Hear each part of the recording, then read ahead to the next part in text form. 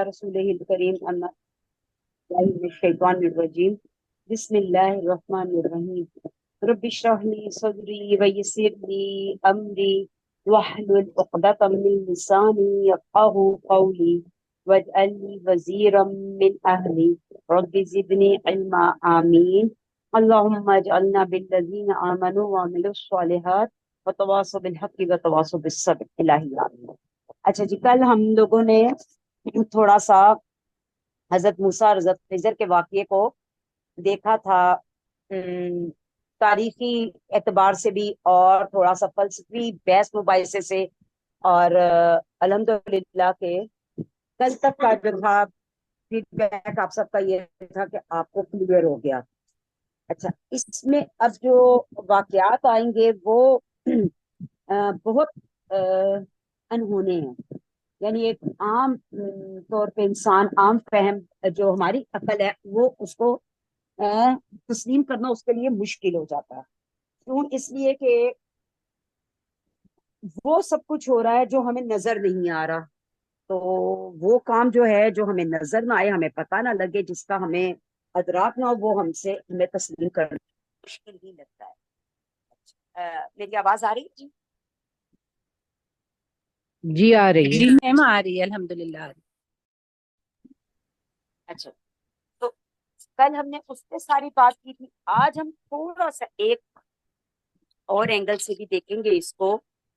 ये आप लोगों ने नाम सुना नाम होगा सुना शायद, होगा। पोर्टल।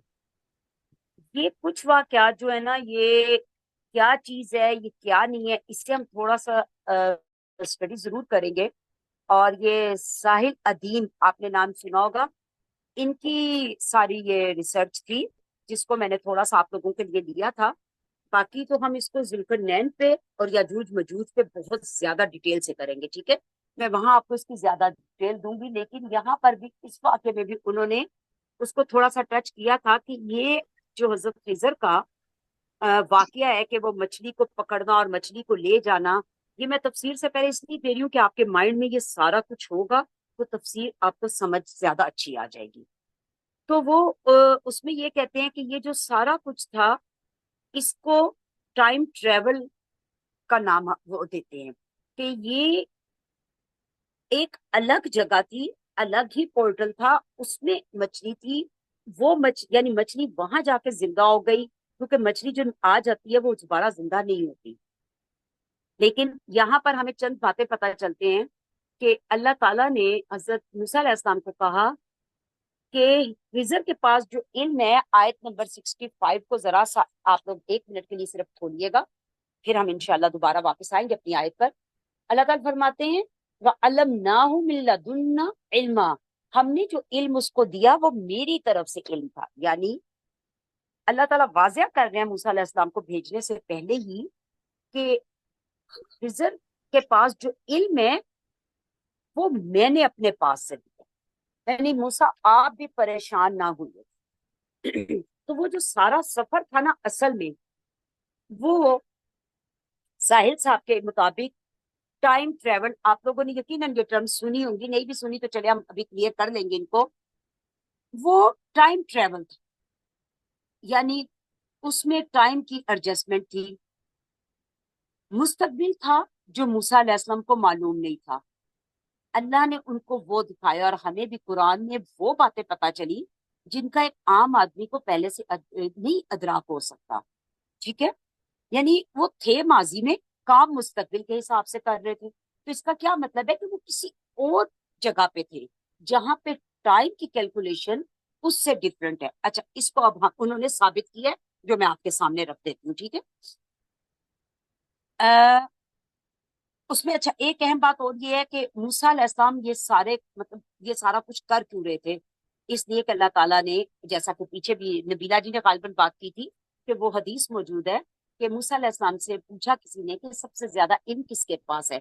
तो मूसा अलैहिस्सलाम ने सोचा कि मैं नबी हूँ, जाहिर है दौरे हाजिर का इस टाइम का नबी मैं हूँ। तो उन्होंने कह दिया मेरे पास। अल्लाह ताला को ये बात पसंद नहीं। तभी अल्लाह ताला फरमाते हैं मिल्ला दुन्ना, मैंने अपने पास से उसको इल्म दिया कि मूसा जो इल्म तुम्हारे पास भी है ना, वो भी तुम्हारा नहीं है, मेरा दिया हुआ है। ٹھیک ہے. تو اب جس کے پاس میں آپ کو بھیج رہا ہوں ان کے پاس بھی کیا ہے؟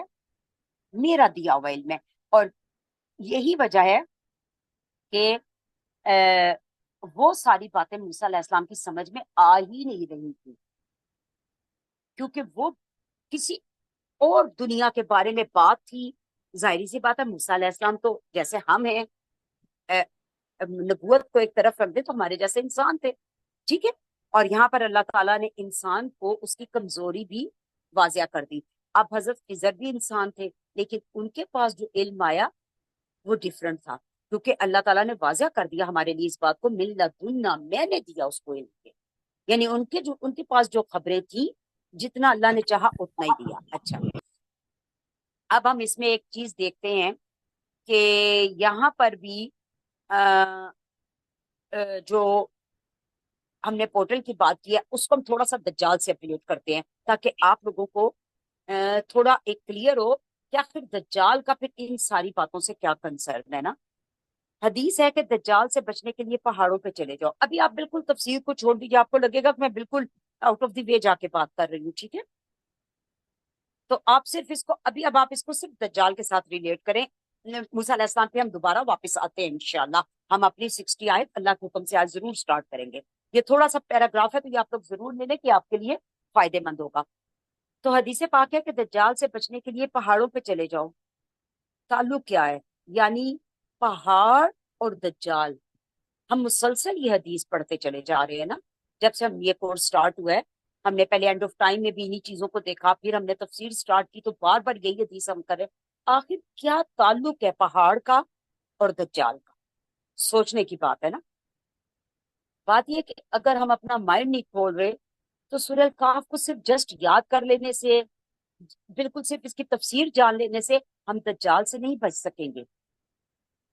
ہمیں اس کی ایک ایک چیز کو جہاں تک ہم سے ہو سکے گا ہم کھولنے کی کوشش کریں گے. تو آج ہم اس پہ ذرا کھولتے ہیں کہ پہاڑوں سے کیا تعلق ہے. وہی کہاں پہ نازل ہوئی؟ پہاڑ پہ. ٹھیک ہے. اصحاب کہف کہاں جا کے ہوئے؟ غار کہاں پہ ہوتے ہیں؟ ان کا لنک دیکھیں. تو اب ایک اور پوائنٹ ذہن میں آتا ہے کہ دجال کے لیے ہمیں کہا جاتا ہے کہ وہ ہر جگہ پہ جائے گا سوائے مکہ اور مدینہ کے. تو کیا پہاڑوں سے دور ہے؟ پہاڑوں پہ بھی تو جا سکتا ہے نا. مطلب یہ ہے اس حدیث کا کہ اس سے بھاگنا ہے. بھاگنے کے لیے پہاڑ کی کھو میں پناہ لو، جیسا کہ اصحاب کہف گئے، جیسا کہ آپ صلی اللہ علیہ وسلم خود حق کی تلاش میں پہاڑوں پر یعنی غار ہرا میں جایا کرتے تھے، وہ بھی پہاڑی پہ تھا. تو دجال سے جو پناہ گاہ ہے نا، یہ نہیں ہے کہ دجال پہاڑ پہ آ نہیں سکتا. پہاڑ اللہ نے خود اس کو لوگوں کے لیے ایک پناہ گاہ بنا دیا، ایسی کسی بھی چیز سے بچنے کے لیے. ٹھیک ہے. اچھا، اب دوسرا سوال جو میں نے آپ کو سٹارٹ پہ کہا کہ اس میں ذکر جو ہم پورٹل انشاءاللہ پھر ذوالقرنین پہ بہت ڈیٹیل سے کریں گے. اب دوسری چیز یہ تھی جو ہمیں بتائی گئی کہ دجال کی جنت اور دوزخ کو پہچان لینا. ہمیں کیسے نظر آئی؟ کوئی انسانی آپ کو جنت اور دوزخ کو نہیں دیکھ سکتی. اچھا، وہ آرٹیفیشل بھی ہوگی. چلیں یہ بھی ہم نے مان لیا، بالکل ٹھیک ہے کہ وہ تو بناوٹ بھی کیسے؟ پورٹل کھلیں گے. ٹھیک ہے. وہ ساحل صاحب یہ کہتے ہیں کہ پورٹلز کھولے جائیں گے، کوئی انسان بھی آگ کا دریا اٹھا اٹھا کر پھر نہیں سکتا. یعنی وہ کوئی ایسا پورٹل کھولے گا جس کی وجہ سے اس کے ہاتھ کے جو بیک پہ چیز ہوگی وہ ہمیں نظر آنے لگ جائے. ٹھیک ہے. سو اس چیز کو بھی سمجھنا ضروری ہے. جیسے میں نے پہلے کہا، صرف آیتوں کو یاد کرنے سے نہیں، ان چیزوں کو سمجھنا بھی ضروری ہے کہ آخر دجال ہمیں وہ جنت دوزخ کیسے دکھائے گا، وہ بارش کیسے کرے گا، وہ یہ سب کیسے کرے گا. اس چیز کو مطلب آپ سائنس کو اس میں بھی سمجھنا چاہیں سائنٹیفکلی بھی سمجھ لیں. لیکن ہم نے پیچھے بھی یہ بات کی تھی کہ صحابہ کرام سائنس نہیں جانتے تھے، انہوں نے قرآن کو سمجھ کر اس کو سمجھا. تو ہمیں بھی اسی کو سمجھ کے اس بات کو سمجھنا ہے. بہرحال آگے چلتے ہیں. اب ایک اور سوال ہمارے ذہن میں آتا ہے نا. یہاں تک آپ کو کلیئر ہوا کہ وہ پہاڑوں کا کیا تعلق ہے؟ پھر اس کے بعد وہ کیسے دکھائے گا؟ اب ہم اگلا سوال دیکھتے ہیں کہ دجال کے آنے تک کیا یہ سارے پورٹل جو ہیں وہ بند ہیں؟ اس کا جواب ہے جی ہاں. کیوں؟ اس لیے کہ دارمی والی روایت کے مطابق جب وہ آئے گا تو اس نے خود یہ کہا دارمی سے کہ دجلہ یا فرات کا پانی خشک ہو جائے گا. ٹھیک ہے، یاد ہوگا آپ لوگوں کو حدیث کا یہ حصہ. اور سونے کے پہاڑ کی حدیث بھی ہمیں ملتی ہے. تو گویا کوئی مقناطیسی تعلق ہے پانی، سونے اور دجال کی بات میں. یعنی وہ ایسا ایک تعلق ہے جو ہمیں ابھی تو سمجھ نہیں آ رہا، لیکن کوئی تعلق ہے جو اس نے یہ بات کی اور داروی نے آ کے نبی پاک صلی اللہ علیہ وسلم کو فرمایا کہ دجلہ یا فرات کا پانی خشک ہو جائے گا اور سونے کا پہاڑ نکل آئے گا. پھر حدیث ہے کہ وہ اچانک آئے گا. یہ سب واقعات موتی کی لڑی کی طرح ہوں گے. یعنی جیسے لڑی ٹوٹتی ہے نا تو ایک کے بعد ایک موتی گرتا ہے. تو اس سے پتہ چلتا ہے کہ ایک واقعہ بھی ہو کے ہٹے گا تو دوسرا ہو جائے گا. جیسے پانی خشک ہوا تو ساتھ ہی کہیں سے سونے کا پہاڑ نکل آئے گا، ساتھ ہی اگلا کام ہو جائے گا. یعنی لگاتار ہوں گے یہ سارے کام. تو کیا پتہ چلتا ہے کہ لوگ سونے پر لڑ رہے ہوں گے. سونا ایسی چیز ہے، دیکھیں پانی زندگی کی علامت ہے. پانی خشک ہو جائے گا. اب سروائیو کرنے کے لیے ایسا سالڈ ایسڈ چاہیے جس کو آپ اپنے ساتھ موو کر سکیں. اچھا، روپیہ پیسہ نا وہ کبھی بھی کرنسی کبھی کسی لمحے ختم ہو سکتی ہے کسی بھی ملک کی. اور اس ٹائم تو ہم بالکل کنارے پہ بیٹھے ہیں. یاد ہوگا آپ سب کو کہ رشیا کی کرنسی راتوں رات ختم ہو گئی تھی. کسی لمحے بھی کسی بھی ملک میں یہ جو ہے نا فتنہ اٹھ سکتا ہے. اس وقت کیا چیز کام آئے گی؟ Solid acid. اور اس میں سب سے اہم کیا ہے؟ سونا. سونے کی وجہ سے آپ جو کوئی تھوڑا بہت معاشیات کو جانتا ہے نا، اکنامکس کو، تو وہ سمجھتا ہے کہ سونے کے مطابق آپ کے ملک میں کرنسی کے نوٹ چھاپے جاتے ہیں. ادروائز کرنسی ڈی ویلیو ہو جاتی ہے جیسے آج کل ہم لوگ ہیں. ٹھیک ہے. تو جتنا کسی ملک میں سونا ہوتا ہے نا اس کے مطابق ہوتا ہے وہ سب کچھ. تو اب ظاہر ہے کہ جب سونا ہوگا تو سونے پہ لوگ نکلیں گے اور اس وقت وہ دجال نکلے گا اور اس وقت یہ سارے پورٹل کھلیں گے اور وہ ہمیں یہ سب کچھ دکھائے گا. ٹھیک ہے. اچھا، اس میں اب چھوٹا چونکہ دجال کی بات چل رہی ہے تو میں اب آپ کو اس کا ٹاپک کمپلیٹ کر دوں پھر ہم انشاءاللہ آگے چلتے ہیں. اب ایک اور سوال بھی ہے کہ یہ بھی ہمیں پتا چلتا ہے کہ وہ بچہ پیدا ہوگا. یعنی ابھی پیدا ہونا ہے اس نے. دارمی نے جو دیکھا وہ اس کا مستقبل تھا، یعنی اس کی جوانی دیکھی. قید ہے وہ کہیں. اس سے کیا پتا چلتا ہے؟ وہ کہیں قید ہے، جوان ہو چکا ہے، لیکن ہمیں پتا چلتا ہے وہ بھی پیدا ہوگا. تو پھر ہم کہاں ہیں؟ ہم اس کے جزیرے کے مطابق ماضی میں ہیں. اسی کو ٹائم ٹریول کہتے ہیں. اب اس کو ذرا دیکھتے ہیں. تو اب سوچنے کی بات ہے کہ جب وہ بھی بچہ پیدا ہوگا، چلے گا، بولے گا، سیکھے گا، سب کچھ جیسے عام بچہ ہوتا ہے، تو پھر یہ سارا علم اس کے پاس کہاں سے آئے گا؟ حدیث بھی ہے کہ 40 دن دنیا میں رہے گا، ایک دن سال کا ہوگا. جو ساری حدیث آپ کے سامنے ہے. اچھا، اب اس کے لیے میں آپ کو ایک تاریخی واقعہ دیتی ہوں. اگر آپ لوگ انٹرسٹڈ ہیں تو میں آگے چلتی ہوں، ورنہ پھر میں تفسیر پہ آ جاتی ہوں. کوئی ایک مجھے بتا دیں. بتائیے. السلام علیکم، پلیز بتائیے وعلیکم میم، ہم السلام. نے یہ سب پہلی دفعہ سنا ہے. اچھا چل الحمد للہ. ٹھیک ہے. اچھا، اب میں آپ لوگوں کو یہ بتاتی ہوں کہ عراق پر امریکہ کا حملہ اور صدام کا قتل سب نے سنا ہوا ہے. بظاہر وہ کیا تھا؟ تیل. کہ امریکہ نے تیل کے لیے حملہ کیا، شیعہ سنی فساد کے لیے کیا. یعنی بظاہر جو آپ کے ہمارے سامنے رکھا گیا وہ یہ تھا. اور صدام کو اس کی اپنی آرمی کے ہاتھوں مروایا گیا. یعنی اپنی قوم کو ہی اس سے اتنا بدظن کیا گیا کہ اپنی آرمی اور اپنی قوم نے اس کو مار دیا. حقیقت بہت اس کے برعکس تھی. بیک پہ کون تھا؟ اسرائیل. اچھا اب یہ کیسے تھا؟ یہ میری نہیں ہے ڈیٹیل، ٹھیک ہے، میں آپ کو بار بار یہ کلیئر کرتی ہوں کہ یہ میری، اس میں سے کوئی بات نہیں ہوتی. اچھا اب وہ کیا کہتے ہیں، ساحر صاحب کیا کہتے ہیں کہ عراق میں بہت سال پہلے کچھ ٹیبلٹس دریافت ہوئی تھیں جن میں حضرت ادریس اور نوح علیہ السلام اور ان سب کے بارے میں تفصیل تھی. یعنی عراق شہر میں کچھ ایسا دفن تھا جو دریافت ہو گیا جس میں ساری تفسیر تھی ان سارے انبیاء کی.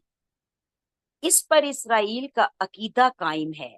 یہ جو پیچھے جو لوگ خاص طور پہ سورہ البقرہ کا کورس کر رہے ہیں، اور آج کل آپ کو سن رہے ہیں سرخ گائے اس کا بڑا چرچا ہوا ہے نا، ان کا یہ عقیدہ ہے کہ جب یہ سرخ گائے آ جائے گی ان کے پاس، وہی گائے جو البقرہ میں تھی وہی سیم. اس کی بھی اگر آپ لوگ ڈیٹیل کہیں گے تو میں انشاءاللہ میرے پاس ہے، میں پھر ضرور آپ لوگوں کو دوں گی اس کی. تو ان کا عقیدہ یہ ہے کہ جب ہم اس کو ذبح کر لیں گے تو ہمارا جو مسیح ہے، مسیح دجال، وہ آئے گا اور ہمیں بچائے گا. بہرحال اب یہ ساری باتیں ہمیں تو اب پتہ چل رہی ہیں نا. اب دیکھیں صدام کے پاس وہ خزانہ لگ گیا جس کا پتہ چل گیا ان لوگوں کو. چنانچہ انہوں نے اس سے وہ یہ تاریخی واقعہ، لوگ اس کو تاریخ کو دیکھ سکتے ہیں، جا کر آپ سرچ کر سکتے ہیں اس پہ. وہ سارا مٹیریل امریکہ نے صدام کو قتل کرنے کے بعد وہاں سے نکالا اور اسرائیل پہنچایا. حالانکہ وہ دیکھیں جس سرزمین سے کچھ نکلتا ہے وہ اس ملک کا خزانہ ہوتا ہے. جیسے ہمارے منجوٹارو وغیرہ یا کوئی بھی جگہ میوزیم جہاں بھی کچھ ہے وہ ہمارے پاس ہے نا، کوئی دوسرا ملک نہیں لے جا سکتا. لیکن امریکہ نے عراق سے یہ سب اسرائیل پہنچایا. ان سب سے ان کا جو مقصد سمجھ آتا ہے وہ یہ کہ ان کو کوئی ایسا راستہ، کوئی ایسی کلو ملے، کوئی ایسا پورٹل مل جائے جو ان کے دجال تک، مسیح تک ان کو پہنچا دے. ایک آسٹریلین پروفیسر نے آپ صلی اللہ علیہ وسلم کے معراج پہ پورا تھیسس لکھا تھا. وہ ظاہر نبوت کو تو نہیں مانتے، سائنسی فیکٹس کو مانتے ہیں. بہرحال انہوں نے بھی اس چیز کو تسلیم کیا سائنسی طور پر کہ کوئی پورٹل کھلا اور یہ سفر راتوں رات سپیڈ میں براق نامی کوئی ایسا جانور جو اس پورٹل کے راستے دنیا میں آیا وہ یہاں کا نہیں تھا اور آپ صلی اللہ علیہ وسلم کو لے گئے. ٹھیک ہے. اچھا بہرحال انہوں نے جو کچھ بھی ان سے حاصل کرنا ہے وہ تو اب آگے آگے دیکھیں یہ کیا کیا کرتے ہیں. واللہ عالم ان کے پاس کیا علم آ گیا اس سے اور کیا نہیں آیا، یہ تو اللہ ہی جانتا ہے. اور بہرحال آپ صلی اللہ علیہ وسلم کی ایک حدیث کے مطابق اصفہانی یہود میں سے آنا ہے جس نے یہ سارا علم، یعنی جس کو ملنا ہے. اصفہان ایران میں ہے اور وہاں ابھی بھی کچھ یہود ہیں. یعنی ایران کی سائڈ سے ان کا یہ عقیدہ ہے کہ یہ آئے گا. اب واللہ عالم وہاں پیدا ہوگا، وہاں کیسے ہوگا. بہرحال اصفہانی حدیث کے مطابق ہے اور اصفہان آپ کو پتا ہے کہ ایران میں ہے. اور ممکن ہے کہ کوئی صرف اصفہانی قبیلہ ہی رہ جائے جس میں سے، اب یہ اللہ کو ہی معلوم ہے. اور یہ ان کا کیا عقیدہ ہے کہ جب وہ پیدا ہوگا تو یہ لوگ ان وہ جو ٹیبلٹس ملی ہیں اور ان میں جو علم ہے اس کے ذریعے اس کو وہ سارا علم دیں گے جو کہ امریکہ پہلے ہی اسرائیل پہنچا چکا ہے. ٹھیک ہے. تو یہ وہ سارا کیا ہے، وہ سارا ٹائم ٹریول کا راز ہے. ٹھیک ہے. اب دارمی کی روایت کو ذرا ذہن میں لائیں. جیسے میں نے پہلے بات کی آپ کے ساتھ کہ وہ ہمارا ماضی ہے مگر اس کا حال ہے. ہمارا ماضی وہ دارمی اس سے جب مل رہے ہیں تو اس کا پریزنٹ تھا. ہمیں آئے گا وہ کب؟ فیوچر میں. تو یہ سارا چکر جو ہے یہ ٹائم ٹریول کا ہے. اور یہود جو ہے نا اپنی عقیدے پہ بہت پکے ہیں کہ ہمارے انہیں پتہ ہے اس بات کا کہ کوئی نہ کوئی، کیونکہ آپ کو پتہ وہ سائنسی تحقیقات بھی کرتے ہیں اور وہ اس چیز پر بھی بلیو رکھتے ہیں کہ پورٹل کھلے گا اور دجال کا ظہور ہو جائے گا.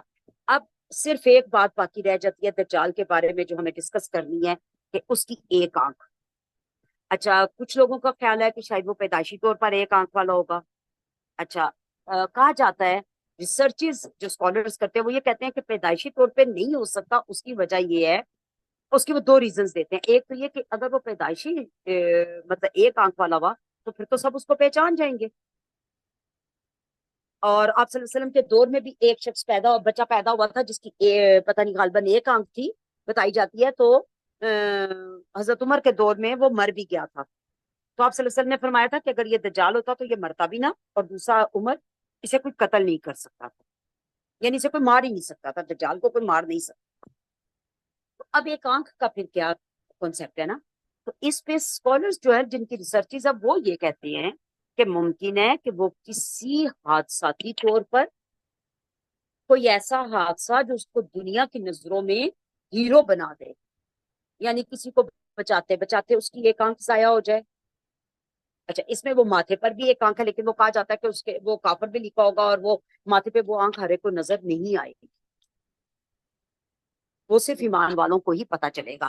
باقی واللہ عالم. ظاہر ہمارے پاس تو جو ریسرچ آتی ہے ہم تو اسی پہ ہی چل رہے ہوتے ہیں. ٹھیک ہے، تو اس سے کیا کیا جاتا ہے کہ کہا جاتا ہے کہ ممکن ہے اس کی ایک آنکھ اس طرح کے کسی حادثے میں ضائع ہو جائے اور لوگ ظاہر ہے بظاہر تو وہ ہمارے عقیدے کے مطابق تو وہ پھر قابل نفرت ہے نا، لیکن چونکہ وہ کوئی ایسا اس کے ساتھ ہو کہ وہ کسی کی جان بچائے یا کوئی ایسا کام کرے اور لوگ بجائے نفرت کے اس سے محبت کرنے لگے اور اس کے گرد ایک گھیرا تنگ ہونے لگ جائے، لوگوں کا ہجوم لگنے لگ جائے. اب یہ اللہ ہی زیادہ بہتر جانتا ہے. بہرحال وہ جس بچے کی میں نے آپ سے بات کی جو آپ صلی اللہ علیہ وسلم کے دور میں پیدا کہتے ہیں وہ بڑا بھی ہوا تھا تھوڑا سا، اور اس نے آپ صلی اللہ علیہ وسلم سے کچھ بدتمیزی بھی کی جس پہ حضرت عمر نے کہا کہ میں اس کو مار دوں. تو بہرحال پھر وہ میں نے آپ سے بتایا کہ وہ مطلب مر بھی گیا. تو اس وقت بھی یہ بات ہوئی تھی کہ ایک آنکھ کا بچہ ہے تو شاید یہ دجال ہے. تو اس سے ہی اسکالرز جو ہے وہ یہ ساری بات لیتے ہیں کہ اس کی آنکھ ایک نہیں ہوگی، ممکن ہے بعد میں کسی حادثے میں ضائع ہو جائے ورنہ وہ بچپن ہی سے پہچان لیا جائے گا. واللہ عالم، اللہ زیادہ بہتر جانتا ہے. تو اب ہم اس میں ایک خواب ہے جو میں آپ کو انشاءاللہ پھر ذوالقرنین کے اس میں واقعے میں بتاؤں گی، اور اس میں ہمیں پتہ چلتا ہے کہ حضرت عیسیٰ علیہ السلام کو یہ سارے جو پورٹل اور یہ جو راستے ہیں وہ معلوم ہیں. جب وہ آئیں گے تو وہ خود بخود ان ساری جگہوں کو کھول لیں گے. اس کی بھی ریزن یہی ہے کہ دیکھیں وہ اللہ کے پاس ہیں، وہ زندہ ہیں اور وہ علم سارا لے کر آئیں. اگر یہ لوگ دجال کے علم کا بندوبست کر سکتے ہیں، عراق سے وہ چیزیں اٹھا کر اسرائیل پہنچا سکتے ہیں، تو کیا اللہ اپنے نبیوں کے لیے اور اپنے بندوں کے لیے نہیں کرے گا؟ پھر انشاءاللہ باقی اس کے پورٹل کے بارے میں، کیونکہ ذوالقرنین کا جب آپ واقعہ پڑھتے ہیں تو آپ کو بڑا عجیب لگتا ہے کہ وہ جناب کیسے چلا گیا، کس جگہ پہ چلا گیا، اس کو یاجوج مجوج کہاں پہ مل گئے. تو وہ بڑا انسان تھوڑا سا نا وہ اس میں جاتا ہے کہ اللہ یہ سب کیسے مطلب ہو رہا تھا، یہ کہاں سے ہو رہا تھا، کس طرح وہ جا رہا تھا، اس کی گفتگو کون کر رہا تھا. تو وہ پھر انشاءاللہ ہم اللہ کے حکم سے، میرا خیال ہے نیکسٹ ویک ہمارا اگر وہ سٹارٹ ہو گیا تو اللہ کے حکم سے ہم اس پہ چلیں گے. ٹھیک ہے، چلیں جی اب ہم شروع کرتے ہیں اپنی آیت نمبر آپ کی 60. ٹھیک ہے، یہاں سے حضرت موسیٰ علیہ السلام کا علم کا سفر شروع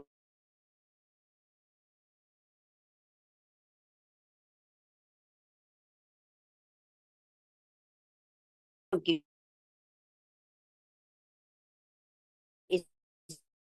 چلوں گا، میں نہیں رکوں گا، میں چلتا رہوں گا. اب رہو، میں نہ چلوں گا، میں رکوں گا نہیں. حتی ابلغا، یہاں تک کہ میں پہنچ جاؤں مجمع البحرینی اور امضی حقبہ، ملنے کی جگہ دو سمندروں کے، یہاں تک کہ میں اس جگہ پہنچ جاؤں جہاں دو سمندر مل رہے ہوں، اور میں چلتا رہوں گا چلتا رہوں گا، قبا برسوں تک چلتا رہوں گا، جتنا بھی مجھے چلنا پڑا میں چلوں گا. مرج البحرین اس لیے کہ اللہ تعالیٰ نے اشارہ دیا تھا کہ جہاں پہ دو سمندر مل رہے ہوں موسیٰ، وہاں پہ وہ میرا بندہ تمہیں ملے. فتح، غلام، شاگرد، خادم، جوان. غلام، شاگرد، خادم، جوان سب کے لیے استعمال ہوتا ہے. اس دور میں چونکہ لوگ نبی سے علم سیکھتے تھے تو وہ نبی کی خدمت بھی کرتے تھے. ہمیں ابو ہریرہ سے بہت سی روایات ملتی ہیں. حضرت انس رضی اللہ تعالیٰ عنہ کے بارے میں ہمیں بہت ساری باتیں پتہ چلتی ہیں کہ آپ صلی اللہ علیہ وسلم کے لیے وضو کا پانی لانا. تو یہ مطلب ظاہر ہے کہ علم بھی سیکھ رہے ہیں اور ساتھ ساتھ خدمت بھی کر رہے ہیں. ہمارے ہاں جو خدمتیں کروائی جاتی ہیں،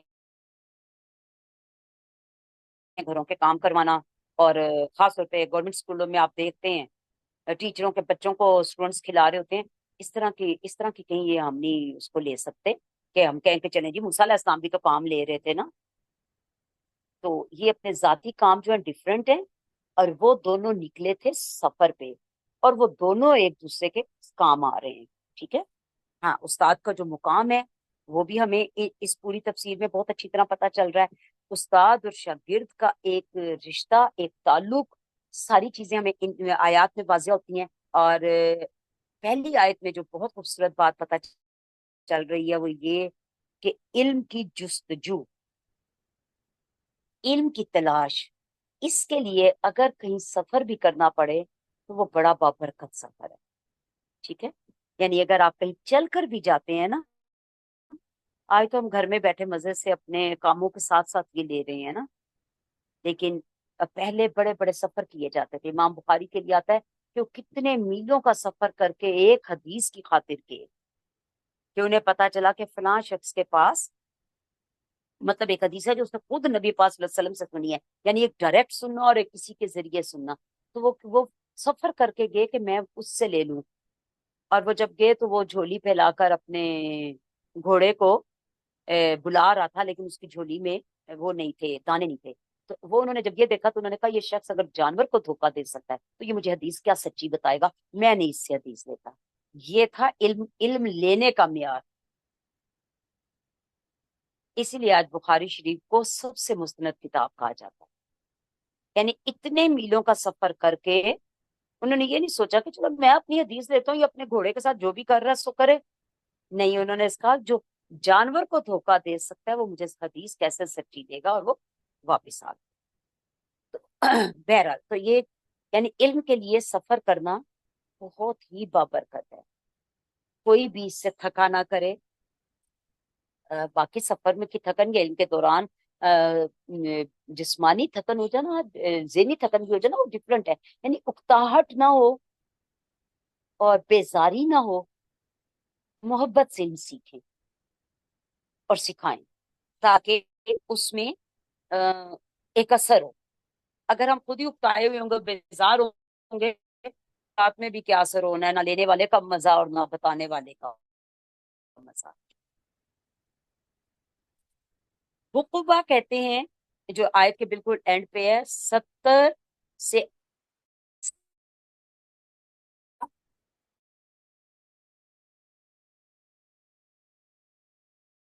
تو تھے نا جو نوجوان تھے، ان کو بھی بعد میں پھر نبوت ملی تھی حضرت موسیٰ علیہ السلام کے بعد، اور انہی کی قیادت میں جو تھے بنی اسرائیل، انہوں نے پھر فلسطین میں وہ داخل ہوئے تھے اور انہوں نے فتح کیا تھا.